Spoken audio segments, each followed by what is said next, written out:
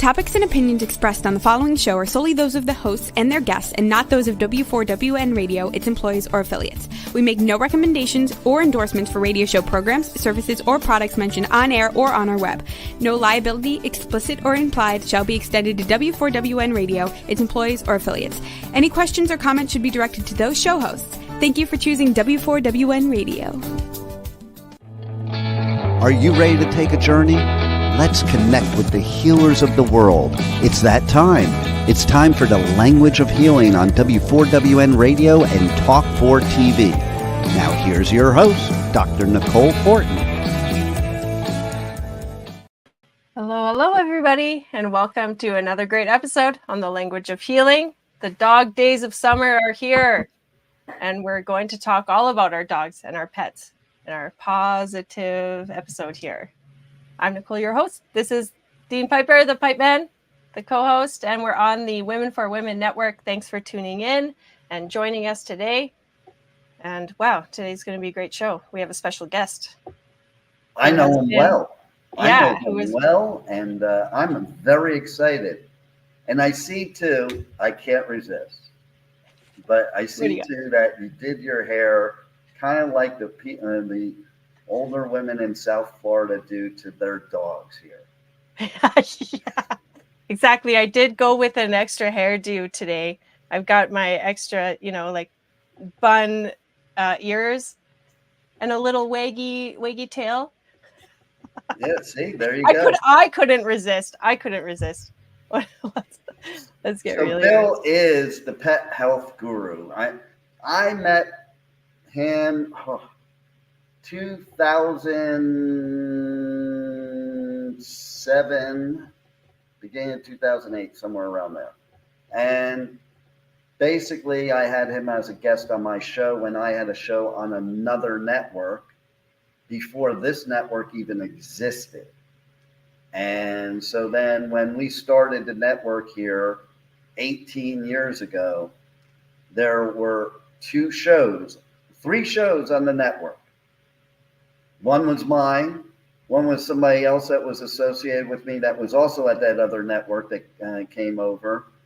And the other one was the Pet Health Café with the Pet Health Guru. And so for 18 years on this network, he has been helping people with their pets, not only in educating them, not only in solving their problems, but in creating much healthier pets, much healthier families that last longer, because a healthy pet is going to live longer, and a healthy family with a healthy pet is going to last longer.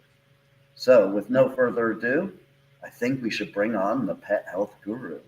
Yeah, there's lots to talk about. Let's dig in. Hello, Bill. Hello. Yes, thank you, Pipe Man, for a great intro as always. Yeah, now I gotta fix my camera. Of course. And thank you for Nicole for having me on. I mean, hopefully I can, give a little bit of good wisdom out there, and we can help some people and some pets, and sharing the wealth of knowledge. Mm-hmm. Yeah, because people love their pets, right? They are part of our family, and we love them and cherish them, and sometimes we treat them better than ourselves. So, you should say that. Yeah. Because I don't know if I ever told you this story, Bill, but it does pertain to what you teach people. So, my best friend of life since 13, who passed away in September, me and him and his girlfriend all lived together when we were like 19 years old. And she had a Newfoundland, interestingly enough for our Canadian here. Oh, yeah. I got a very side topic. I got a very interesting conversation message from Newfoundland today. And that conversation is like unrecognizable. You can't understand them. So how do you understand a Newfoundland dog? They're speaking over their lingo. You feed them. So what Tracy used to do is she would make a gourmet meal for this dog. Like when I say gourmet meal, Bill knows what I'm talking about because she literally cooked a meal like she would cook for Mark, her boyfriend, or me, who was there too. We didn't get the meal. The dog got the meal. And the dog was so healthy because it was eating real food. And that's what Bill is all about. Real food for pets. Am I right, Bill? Absolutely. I mean, that was our first tagline, basically, was real food for real pets. And that's what brought the whole, the deli concept together. Is we had to introduce something that was totally foreign to most people 20 years ago. It wasn't so foreign 50 years ago because when our grandparents cooked a meal, we didn't feed them leftovers. There was actually a whole extra meal in that meal for the dog and the cat. They were a part of the family even back then. And with commercial pet foods, we've kind of gotten away from that. And of course, now we're relying on basically the fast food companies to give and feed our pets basically real leftovers. And when I say real leftovers, a lot of the things that go into commercial pet foods today are the leftovers out of the supermarkets and out of the slaughterhouses. A lot of garbage of pet food. Well, it's even worse than that. I mean, they actually pick up the dumpsters from behind Albertsons and Publix and Walmart and Target because there's basically multiple dumpsters now. One is just for food products, and those go to a rendering plant, and that's what they put in the pet food. They cook that actually down with the styrofoam containers, the cardboard boxes, all the plastic. So we have all that nice, those plasticizers, the BPA, the phthalates, all of that cooked into the ingredients. So we have nothing more than sick animals that, unfortunately, the veterinarian, the drug companies make a lot of money on. Yeah, I did not know that. That's a new awareness for me. So I was wondering what happened between like 20 years ago and 50 years ago. Just this introduction to these commercial products, or kibble, the kibble type food wasn't invented till 1955. That's when it was basically co-invented by, at that point in time, Ralston Purina Company and Quaker Oats, two cereal companies, Wheat Chex, Rice Chex, and Corn Chex, and of course the whole Quaker Oats family of cereals, to come up with a product that we could use our waste product on, but also a convenience food of primarily grain-based foods for carnivores. Do you see anything wrong with that picture? Yeah, a little. It's a little. Yeah, I mean, if we don't feed them a species-appropriate diet, they're not going to be healthy. Exactly. It seems like recycling gone wrong. It really is. And according to the FDA, if it's food, it has to be fit for human consumption. Well, most pet foods are not made with those kind of ingredients, which means that they are supposed to be labeled as feed and not fed to any creature. However, the FDA looks the other way when it comes to the donations that, General Foods and Mars Candy and Nestle's make to their to their institutions. So it's like we just ignore it. We feel it's okay to feed our pets garbage, and we promote it on TV and the internet and through slick packaging as being complete and balanced, which it's not, and healthy, which it's not. And we have taken the longevity of our pets. Dogs should be living over 20 years, cats living over 30 years, and the medical community now says if your dog lives to be 8-10 years old, oh my God, you are so lucky. We have actually created that ill health. It doesn't feel lucky to me when you own a pet and it's only 8 years. That doesn't feel lucky. Well, it's not only the fact that they're only living to 8 or 10 years old, but they're living in misery. I mean, look at the types of problems that our poor pets have: the scratching and itching, the gastric problems. Things like diabetes, cancer. I see animals now, puppies at 10 months, 12 months of age with cancer already. We never had cancer 20 years ago, 30 years ago. Was it you that was telling me recently, I can't remember if it was you or somebody else, that they're giving dogs Prozac. No, that was the story I relayed to you that somebody gave to me. One of my clients wanted to know, and it was funny because it was the owner of a health food store that wanted to know if I had anything special that I could give Answer the phone. I got two phones and I turned it off on one and not the other. But anyway, wanted to know, and this is a health food person and so-called healthy, but do we have any kind of herbs or botanicals that will get her 2-year-old kitten off Prozac for anxiety? I mean, it's insane what we're giving. I mean, all the drugs out there, they don't have enough. The drug companies aren't making enough money just selling it to people. They have to sell it to the animals as well. Well, they know people are going to spend a lot more on their animals, so that drug bill is probably better than the human drug bill. Exactly. And somewhere it's kind of shifted to like, taking care of your pets is a big pharmaceutical, endeavor, roller coaster. I can tell you right now that I followed what the Pet Health Guru teaches for many years with my pug, April. April never went to a vet ever and lived longer than they say pugs should live. Wow. That's pretty impressive. Just on the from a puppy up till old age. Yep. So what are some of those tips? What are some of those health tips maybe for our listeners we can share? Well, the first thing that we start with, and I actually I do a lot of writing and I do, of course, my own show and that sort of thing. One of the things we're talking about is that if you're going to get a pet, the first thing that you need to do is look at your budget. What can you afford? Obviously, if you're on a tight budget, you're not going to buy a Great Dane or, a Newfoundland, okay? That's going to eat you out of house and home.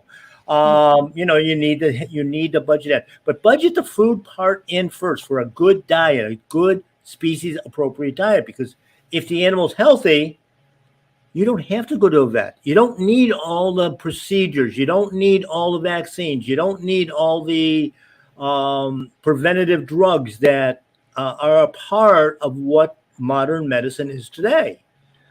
Used to be when I started in this business, if you saw a veterinarian, it was because either you had a brand new puppy or a kitten and you just wanted a general physical to find out that they were, in at least pretty good shape, and accidents and injuries, trauma care, basically emergency trauma. And then possibly at the end of life, although most animals just kind of passed away in their sleep at that point in time and got buried in the backyard, with a nice plaque and probably a tree on top of them, to memorialize it. But we didn't have this 24/7, for every little thing we have to call a white coat to tell us what's wrong. Every time they burp, every time they fart, every time they, don't eat. I mean, the number of clients I have that when the dog won't eat breakfast, for whatever reason, could be an upset stomach, could be just not hungry, could be that wolves in nature don't eat till the afternoon. They're sitting in the middle of the floor trying to spoon feed this animal, and the animal's eating not because they're hungry, not because they need nutrition. They're picking up on that negative energy that the owner is passing along to them. And, it becomes an insane thing. Every session with your animal is a training session. Either they're training you or you're training them. It's usually the first one. They're training you. I've noticed too, if you're around neurotic people, their dog is neurotic. Yeah, because like dogs naturally pick up all the energy of their owners, and there's a very symbiotic relationship there. I'm sure naturally you have to work pet and owner. I'm sure you can see that there's some correlation, and pets can pick up their cancers or their illnesses or their anxieties. And that's also a really interesting part, because it's fascinating that we take such good care of our pets, but sometimes not so much care of ourselves. Like you can't see that reflection, That's how we started working on a lot more people and a lot of pet owners, as everybody was coming in and it's like, my pet's doing fantastic. I'm doing like really, really terrible. Can you fix me too, Bill? And it's like, well, I'm not a doctor, so you don't have to listen to a word I say, but you know what? Because I'm not a doctor, I don't have those letters after my name. I can say whatever the hell I want. And right. You can take it or leave it. I mean, Yeah, that's like, it's just word of mouth, what works, experience is empirical evidence, I think, too. Like over the years, something working and seeing it have the results and the benefits it speaks for itself. So, yeah. But so when we're talking about like, yeah, I think that's interesting, the healing properties of pets too. This is the language of healing, and I believe that pets are really part of that as well. And I know we're talking about whole natural foods. It's very hard to find that in human and pet form these days. So you kind of have to, it's smart and wise to educate yourself a little bit around that. So yes, what else can you share with us? Because I have some questions, but Okay, no problem. But no, I mean, you brought the first part of that up, is that the whole foods part of it is an important part. Today, in any of the branches of the health industry, there's so much emphasis on supplements. Well, if you're eating good food, clean food that's raised the right way, there's no need for supplements. It's in the diet. I mean, I can't tell you the number of people that have switched over to a raw, species appropriate diet, and 6 months into it, it's like, Bill, I'm feeding him the raw meat. Where are the nutrients? It's like, how can you ask that question? It's in the food. Is your animal still alive? Then obviously they're getting nutrition. Well, even with humans, like you take supplements, but listen, if you're eating properly, you don't need to supplement, number one. Yeah. Number two, most supplements for humans are way more than your body should even be consuming. So it's basically, a lot of times you're just wasting a lot of it, whereas eating food, real food, the real food knows how much of those nutrients you need, and your body knows how much it needs from the food. Exactly. Yeah, it doesn't digest either. Yeah, well, as you said, it's not digestible. It's not bioavailable, which is the important part of it. But when you take a supplement too, you're throwing off, like let's say you're taking a mineral supplement, you're going to throw off the balance of all the other minerals in the body. Now you've got this cascading effect. But basically, the body is very, very precise in the way it handles these things. If it's a natural thing, a natural food, the body's like, use it or lose it, comes out. If it's a synthetic, man-made, the body says, I have no clue what this is. And then the body has a tendency to start storing that in fat cells. That's why we see so much obesity. We're storing toxins then in fat cells. I often use the analogy that our body is a lot like women with shoes. When the closet gets filled with the shoes, we don't throw any out. We make somebody build a new closet. Our body's the same way. We're not getting rid of those fat cells because we're storing those old shoes. Let's build some more fat cells for some more toxins. Wait a minute. I take offense to that because I have to build a new closet. Okay. and that's just for the Vans. There you go. Just the Vans. We're not counting the other brands of sneakers. Okay. Exactly. There's so many colors and styles, and oh my goodness. Are you trying to offend me, Bill? Hey, if I haven't done it in the 18 years, I guess I never will. I know, right? But you said you had some questions. Let's get to some of them. Sure.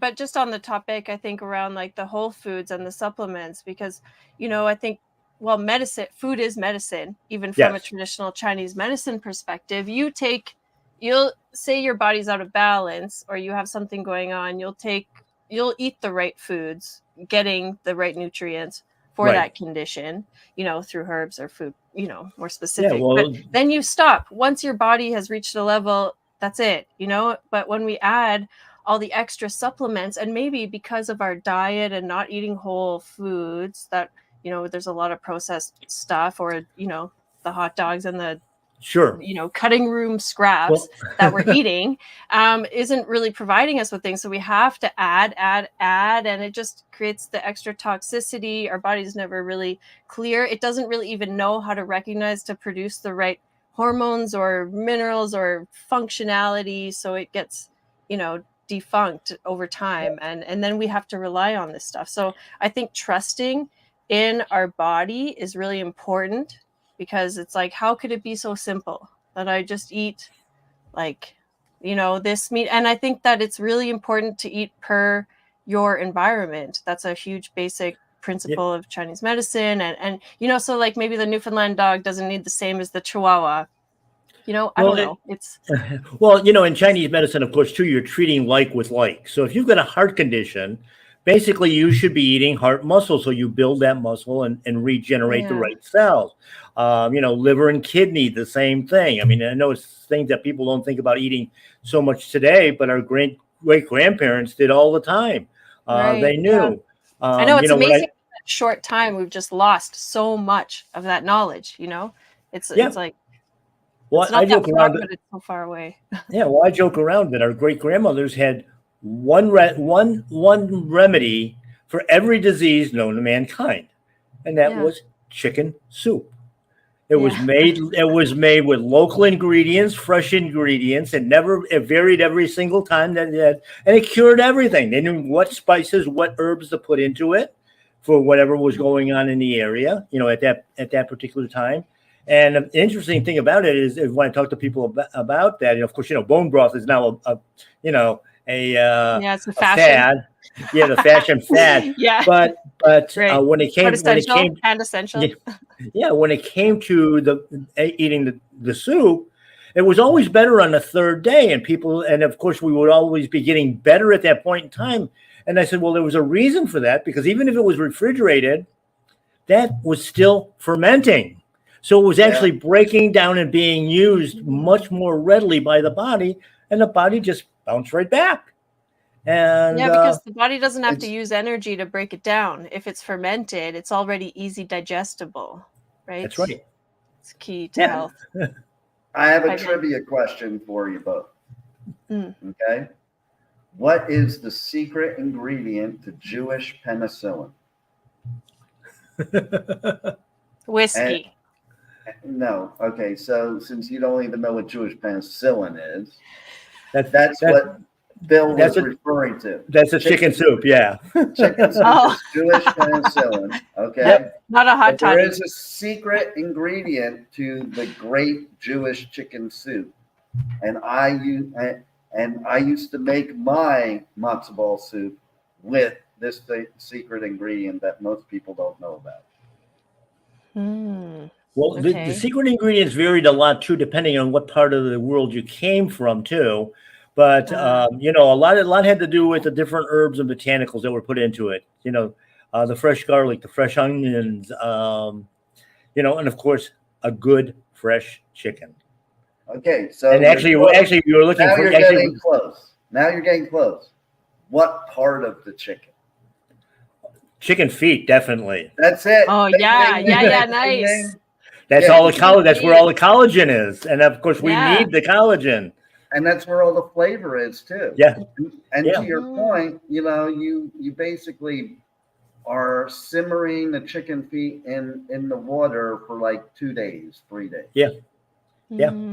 Nice. And when we used to pick one out, when I would go with my father, we'd pick out the oldest, biggest Rhode Island red rooster that we could find. And that always made the best soup. As far as a cooking chicken, it would be, it wouldn't be something you want as a roaster because it'd be tough as could be. But in the soup, it's all cooked down. So I'm curious what they do in Louisiana. What do you think, Rebel? Yeah, what are some of those remedies? I'm sure there's a lot of home brews. I'm sure it has to do with putting alcohol in the chicken soup. It does not have to do with putting alcohol in the chicken soup, but depending on what region of Louisiana you are asking, you might get some voodoo stuff that, involves something about chickens. Yeah, see that? And then you end up like, you get better, but then you grow these claws and feathers. Is that what gives you hair on your chest? She has that evil laugh like she's done that to a few guys. Who, me? Never. I don't play with the voodoo, only the hoodoo. What stories do you have to share, Rebel, about your experiences with the pet health guru over all these years?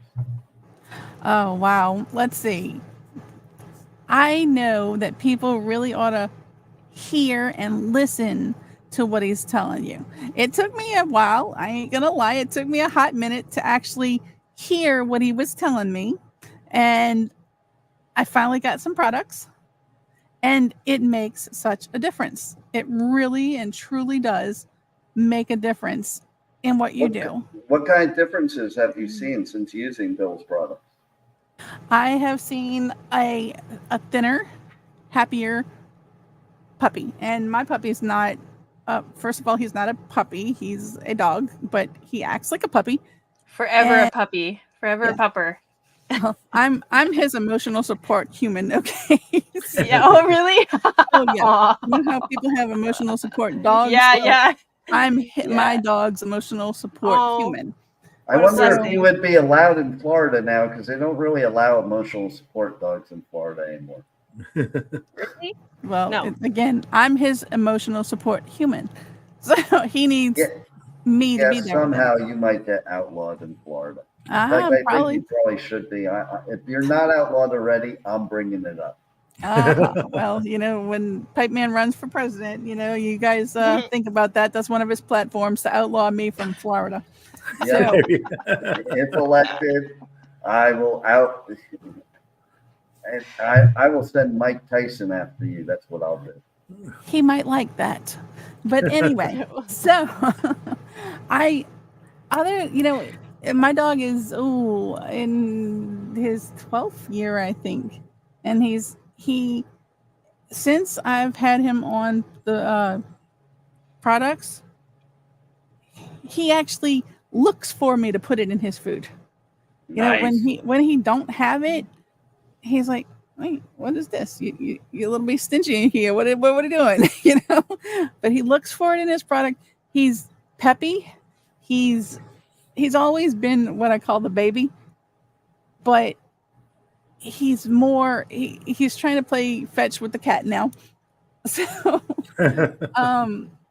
and he's slimmed down in weight. So it's been a wonderful experience, and I'm hoping to have my puppy forever. Many long years. There it is. Yeah. Yeah. Well, speaking of listening to you, though, Bill, before you go on, why don't you tell everybody how they can listen or watch or both your live show and your podcast? Well, the Pet Health Cafe, of course, is on, one of our other channels here. They can go to W4HC. They can go to PetHealthCafe.com. We're on Facebook, YouTube, Spotify, a whole bunch of other platforms. Live shows on Thursday night at 8:00. And Eastern of course, time. The replays, around the clock. So which is good because of the amount of content sometimes I throw into these things, because it's so much contrary to what we hear from the veterinarians and the normal pet food people and that sort of thing, that you kind of have to wrap your head around it. I try to get into the physiology part of it, why things are happening, why you need to do it, why just dumping that pet food out of the bag is not even close to nutritional. And if you've got a good, healthy animal, you don't need to buy all these things. I mean, I just did an article on seizures, and actually I did a show on seizures as well, that all the pet owners that have animals with seizures are looking and asking, what neurotoxic flea product can I use on my dog to prevent fleas? Well, the only thing that prevents fleas is eliminate the fleas. I mean, or build a good, healthy immune system so you don't have that problem. But these are not preventative medicines. These are basically treating for things your animal doesn't have with a neurotoxin. We're killing the brain cells. Which makes dogs harder to train. We're killing the gut bacteria on top of it. And so you can't digest the food. And then we feed them a bad diet on top of it. The products that Rebel is referring to are some of my herbal blends. I don't even consider them supplements because they're not. They're Whole Foods. But when I formulated things that are going to detox on a daily basis. The milk thistle, the dandelion root, the echinacea, astragalus, clean out the liver, the kidney, the lymphatic system. If I clean those out every day, now I can get rid of those toxins. If I don't open up those pathways, I'm just recirculating them, and I just keep getting sicker. My dog keeps getting sicker and going downhill and more problems. And the goal is to have a happy animal, a healthy animal, because they are healthy, and us not worrying about it every little time something acts up. It's like, okay, you're just having an off day, or I'm having an off day, whatever, and you just keep moving on. We don't have to worry about medications and giving insulin 3 times a day and stuff like that we never had before when we fed real food. And like I said, back 50 years ago, that's all they were getting. Even that Prozac thing blows my mind, because now you said about the story on here, that means I've heard it a couple times, and it's like, really? Why are we giving animals Prozac? I don't get it. Well, because sometimes, I don't know if it's a training thing or, maybe lately in more recent years with the pandemic, and the animals were so used to having their owners around all the time. And then suddenly they go out the house and they're barking. And, I know some owners, they can't really leave their pets alone without them having huge anxiety, separation anxiety. But why not get them something that can run around the house with them, or put on a TV channel that they can listen to? Yeah. Why go to poison?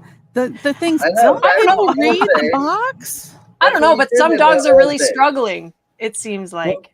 Well, the big problem, all these mental things are all caused by mineral deficiencies and hormonal imbalances anyway. And that, of course, is caused by a lot of these drugs that are being fed, all the bad food. I mean, when you're thinking about, even if you're, even with us, if you're buying supermarket grade meats, for instance, okay, that was probably raised on GMO corn and soy. So you got phytoestrogen, you've got the GMOs, the insecticidal products on the BT corn, because it actually makes its own insecticide, the synthetic fertilizers that went into it. Then we sprayed it all with Roundup when we harvested it, and then we feed it to the cattle and the chickens and everything else. So that's already in the meat. And feeding grain to ruminants, which are your beef cattle and your dairy cows, your sheep, that when they eat grass, it converts into omega-3s and 9s. That's why our grandparents could eat beef and be healthy. Today, with the grain feeding, it turns into omega-6. That causes inflammation. And, I know when that whole thing came through with the grain-fed Angus beef, the hottest thing in the world now, because the marbling's all the same. There's no flavor. You have to add a lot of flavors to it in order to make it taste like anything. And the older people were like, I can't eat beef anymore. I can't digest it properly. Well, it's because it's not the same beef. It's totally different product, because the fat is different. It's not a usable fat. Everything is different from a butcher's meat to the store products. It's like the taste, the color, the patterns, it's amazing. And of course, you look at the difference between, to get a steak at a good butcher shop or, from the ranch, and then you look at what's in the supermarket. The one at the ranch, it's got that kind of a brownish look to it and that sort of thing. It's not that bright red because it's not sprayed with that red food dye. People don't realize that, all this stuff has got additives to it. Yeah, it's all marketing. It's all a marketing money-making machine. That's right. Based on your health. So that's why you need to be educated and take, proactive approach to your body and, know what you're putting in there. So what should we be feeding our pets? Well, and then I'll ask you the question. Well, my question is kind of about feeding pets at the table, because I was always like, no, I'm not going to feed this little begging animal at the table. But then some animals are bred to be pack dogs, and feeding them a little nibble of what you're eating is a sign of them being part of the community. And so I don't know if that's by bread or by. Well, the problem what are your thoughts on that, and what should we be eating or feeding? Here's a good example that I've often used over the years, is that we're feeding, our pets this commercial food. And, in the kitchen, there's a bowl of dog food that sits there all day long. The dog barely ignores it as much as possible. And you walk out to the kitchen and you open up the refrigerator door and you grab a bottle of water or a glass of wine. The dog ignores you. Just touch the package of ground beef, touch the package of chicken, and they're Velcro to your or cheese, and they're Velcro to your leg. Yeah. You're fixing dinner. Okay, they're back and forth with you. It's like they're just praying for something to hit the floor, and you're yelling at them. You got your food. You got your food. You got your food. Go lay down. You finish cooking. You go into the dining room. You sit down at the table and bring up your stuff. Okay, there's the dog at the table begging. Okay, and you're yelling at him. Go lay down. You got your own food. Everything else. You clean up. The dog's back and forth to the kitchen with you. Everything's cleaned up. Nothing hit the floor. The dog is really, really upset. You go in the family room, you turn on the TV, you sit down on the couch. The dog looks at you, looks at the kitchen, looks back at you, wanders out to the kitchen, grabs a mouthful of dry food, brings it in and drops it at your feet, and then eats one piece at a time. Like, you're making me eat this garbage when you had what I really need. That's where the begging at the table comes from. They're not getting the nutrition that they need. They're only eating enough to stay alive.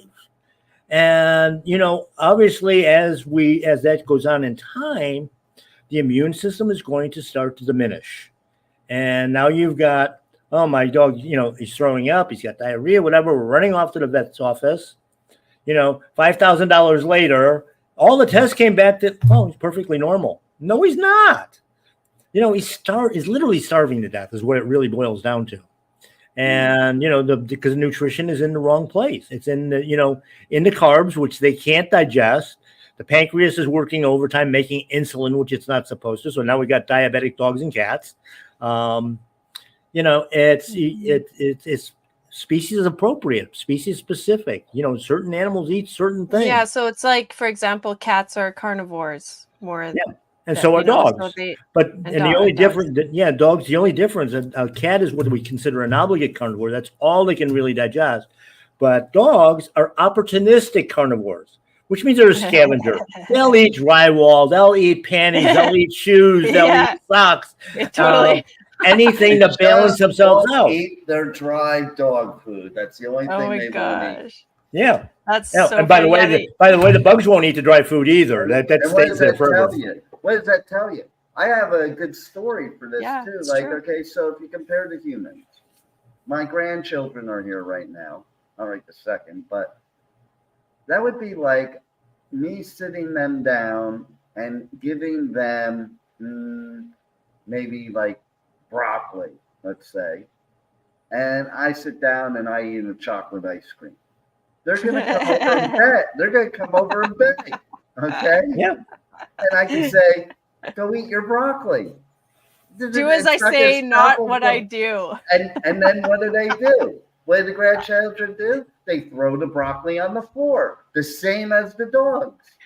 Yep. And what they're telling you is, you eat that crap. Yeah, that's exactly right. You sprinkle it, once you start feeding real foods, and, a lot of people, well, do I need to transition them? And it's like, no, just go cold turkey. They'll just eat. And if they have to do some cleansing, if they have to do some detox, that's just natural process.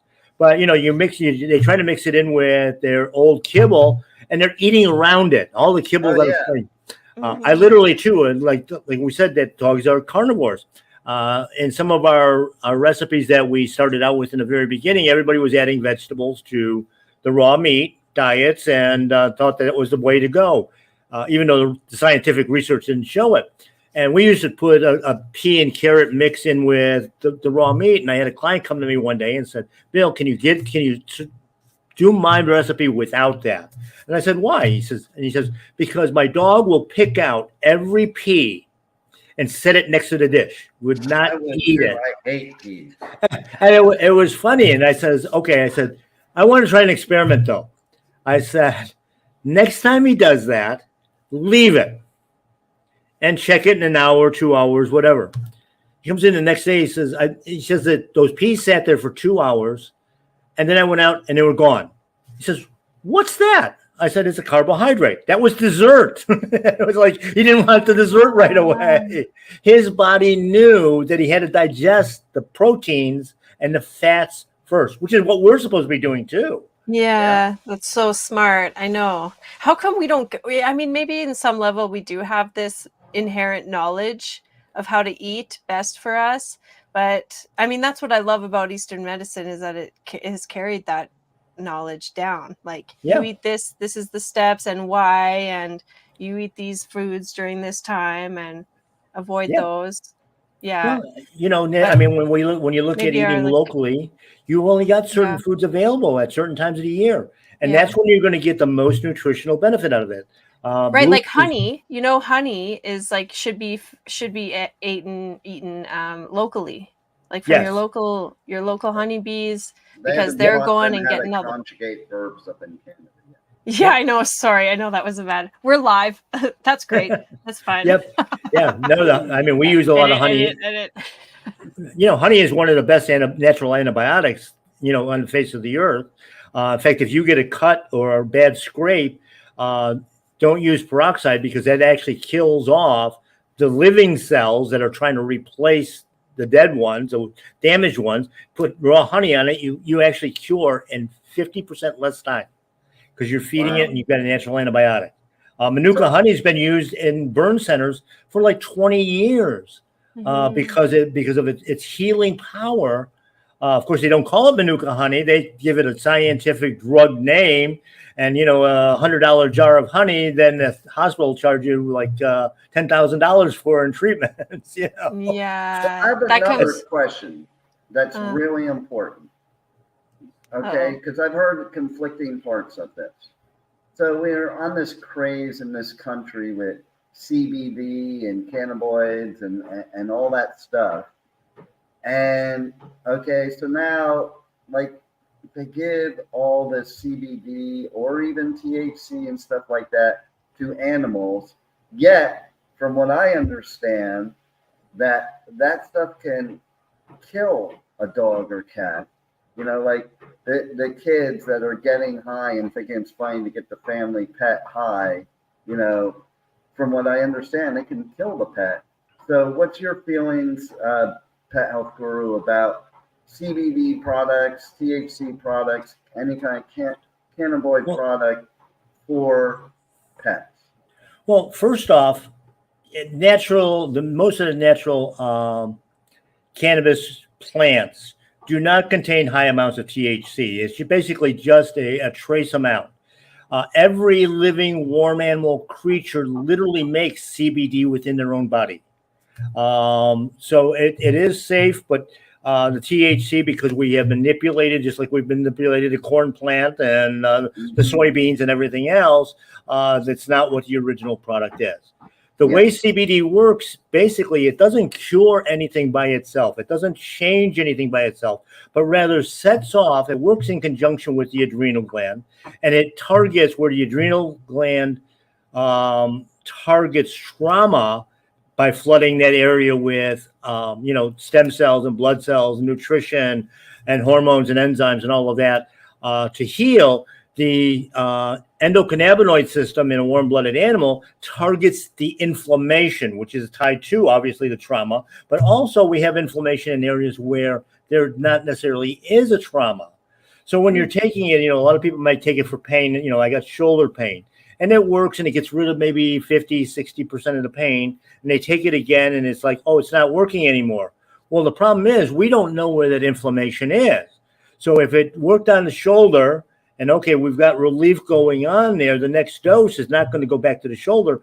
It's going to say, hey, you know what? You got a liver problem going on. You got a kidney problem going on. Your adrenal gland is fatigued. I need to help that out.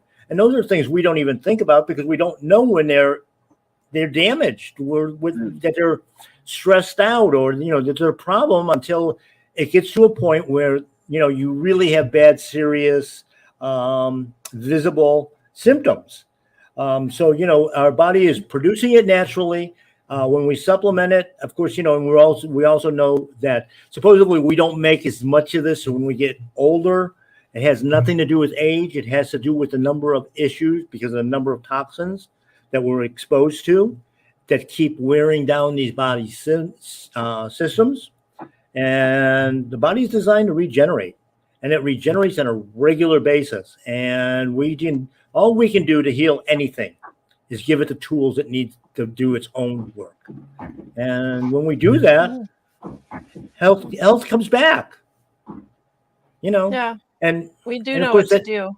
Yeah, and of course it starts with food. That's got to start with food. That's the only thing that's our energy source. Yeah, it's true. We have our primary energy source, which comes from our constitution, our parents, when we're born and we're conceived, and we come into this world with that initial source of energy, and then everything after that is from our Thank God food, I got rid of air. that energy. No. Well, I mean, it's what makes you.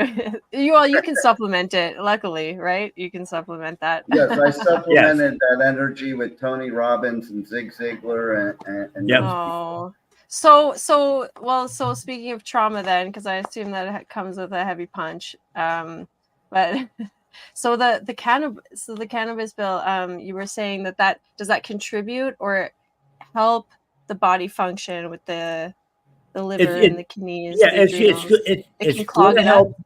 Yeah, it's going to help because what it's going to do is it's going to turn on those switches on those areas where that inflammation is, where that damage is. So again, then that's being flooded with the nutrients, the red blood cells, the white blood cells, the stem cells, the enzymes and hormones to be able to create that regeneration. Not every organ regenerates at the same rate. I mean, our skin, we know that we replace our skin about every 4 to 6 weeks. Our liver and kidney, I mean, I heard that one of the top transplant surgeons basically said we don't have to have transplant surgery anymore for kidney or liver, because if we just clean the old one out and don't put more stuff in, it will regenerate. Brain cells take 3 to 4 years. The most fascinating one is the taste buds. We replace those, believe it or not, every 3 days. That's why what you cooked yesterday that was so delicious 2 weeks from now is going to taste like garbage. And it's because that's tied into our natural being of what we need. It's a natural craving, it's telling. And of course, that's tied in with... It's alive. It's a mucous membrane. It's like gauging our body constantly. With Chinese medicine, we're always checking the pulse and the tongue. And it's like, it's like the daily photograph. And that turns on the nose, it turns on the eyes, and turns on the brain. And our digestive system, because from the the nose out or from the mouth out, it's all one tube. So same with our pets. I know we're coming close to the end of the show. I know. Why does it always go so fast? But 2 minutes. 2 minutes to midnight. Yes. We've got so we can find you on the Pet Health Cafe or at the pethealthcafe.com. Right. Yeah. Also on W4HC. Is that right? Yep. That's the channel. Also part of the Talk 4 Media and Talk 4 TV. Yes, all of the above. Paleo Pet. Yes, My Paleo Pet is our retail store. Yes. I work out of there quite a bit. I do nutritional counseling. I do, and when I do that, I'm not just telling you I'm not putting together a diet plan for you. I'm basically going to tell you how the body works and how it needs to be fed, and then it's up to you.